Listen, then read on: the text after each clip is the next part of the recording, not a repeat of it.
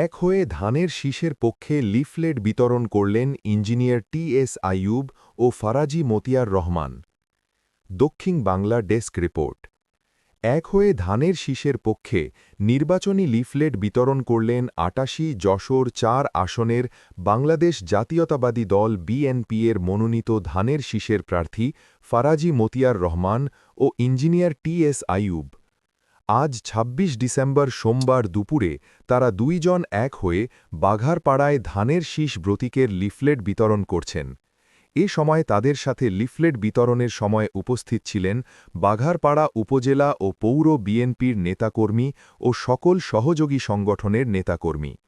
এদিকে engineer T.S.. Ayub ও ফারাজি মতিয়ার রহমানের এক হয়ে ধানের শীষের পক্ষে লিফলেট বিতরণ করায় স্থানীয় বিএনপির নেতাকর্মী ও সাধারণ ভোটারদের মধ্যে স্বস্তি ফিরে এসেছে বলে জানা গেছে।